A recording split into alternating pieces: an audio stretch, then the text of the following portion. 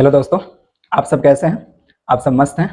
चलिए, हमारा YouTube channel time education point पर आप सभी का हार्दिक स्वागत है। चलिए देखते हैं आज का टॉपिक वर्क, एनर्जी और पावर से संबंधित लेकर का है, जो पॉलिटेक्निक एग्जाम में मस्ट क्वेश्चन पूछा जाता है। चलिए ये जानते हैं। कार्य जिसे वर्क कहते हैं, किसको कहते हैं?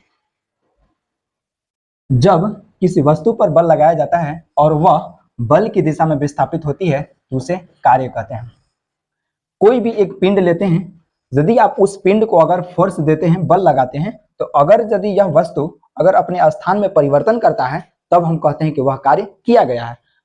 अन्यथा कोई वस्तु को अगर धक्का देते हैं तो उस कंडीशन में यह वस्तु अपने स्थान में परिवर्तन लाने की चेष्टा नहीं करती है, उस कंडीशन में हम लोग कहते हैं कि वह कार्य नहीं किया गया है। जो कार्य होता है वह बल तथा विस्थापन का अदिश गुणनफल होता है। अदिश गुणनफल होता है। कार्य इज इक्वल टू बल इंटू विस्थापन। बल के ऊपर जो एरो का साइन दिया गया है यह वेक्टर का सिंबल है, यहाँ भी जो एरो का साइन दिया गया यहाँ पर भी वेक्टर का सिंबल है। यह जो अदिश गुणनफल होता है कैसे, आइए जानते हैं। दो सदिशों का गुणनफल हमेशा अदिश होती है। दो सदिशों का गुणनफल हमेशा अदिश राशि होती है, इसलिए है ना, जो कार्य होता है वो एक प्रकार का अदिश राशि है। चलिए, कार्य जो होता है बल इंटू विस्थापन, कार्य को डिनोट W से करते हैं और बल को डिनोटेड F से किया जाता है, विस्थापन को डिनोटेड S से किया जाता है। तो याद रखिएगा W is equal to FS होता है, या फिर W is equal to F into विस्थापन को D से भी डिनोटेड किया जाता है, जिसे डिस्प्लेसमेंट कहा जाता है, विस्थापन कहा जाता है। अब समझेंगे, नोट्स पॉइंट दिया हुआ है। यदि बल F जिसे फोर्स कहते हैं तथा विस्थापन S जिसे डिस्प्लेसमेंट कहते हैं के मध्य कोण थीटा बनाता है तो उस कंडीशन में किया गया कार्य क्या हो सकता है? चलिए, F और S के बीच यदि अगर थीटा कोण एंगल बनता है तो उस कंडीशन में W equal to F D cos theta, या आप लिख सकते हैं F D को हम लोग S भी बोलते हैं तो F S cos थीटा भी होता है। अब यहाँ पर D बराबर यदि 0 है, लिखा गया है कि जब किसी वस्तु पर बल लगाकर उसे विस्थापित करने का प्रयास किया जाता है एवं वह वस्तु पर बल लगाने पर भी अपने स्थान से विस्थापित नहीं होती है, अर्थात विस्थापन का मान शून्य हो, तो वस्तु पर किया गया कार्य शून्य होगा।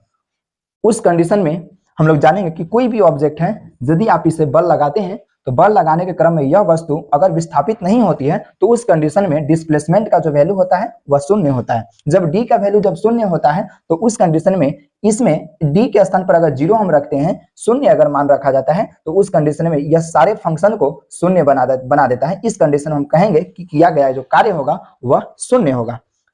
चलिए अब जानते हैं W इक्वल टू जो एफ एस कॉस थीटा या एफ डी कॉस थीटा होता है, यदि थीटा का मान अगर 0 लेते हैं तो किया गया जो हमारा कार्य होगा वह एफ एस होगा। चूंकि थीटा के जगह पर अगर 0 रखते हैं तो cos 0 डिग्री का वैल्यू 1 और 1 इंटू एफ डी या एफ एस करते हैं तो फाइनल एफ एस आता है, यानी W बराबर एफ एस कार्य किया जाता है जब थीटा का मान शून्य होता है।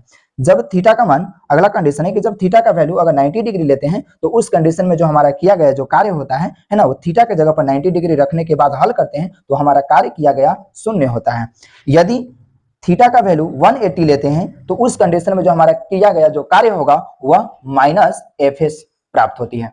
चलिए, कार्य जो है, कार्य का एसआई मात्रक क्या होता है आइए जानते हैं। कार्य का जो एसआई मात्रक होता है, कार्य का जो एसआई मात्रक होता है वह न्यूटन मीटर होता है। न्यूटन मीटर होता है, जिसमें बल का मात्रक न्यूटन होता है और विस्थापन का मात्रक मीटर होता है। दोनों को मल्टीप्लाई किया गया तो वह न्यूटन मीटर हुआ। एक अन्य एसआई मात्रक, यह जो बल होता है, बल का एक अन्य एसआई मात्रक होता है केजी मीटर प्रति सेकंड स्क्वायर इंटू यह जो विस्थापन है, विस्थापन का मात्रक मीटर होता है। यदि आप इसे मल्टीप्लाई करते हैं तो केजी मीटर स्क्वायर प्रति सेकंड स्क्वायर, यह भी कार्य का एसआई मात्रक होता है।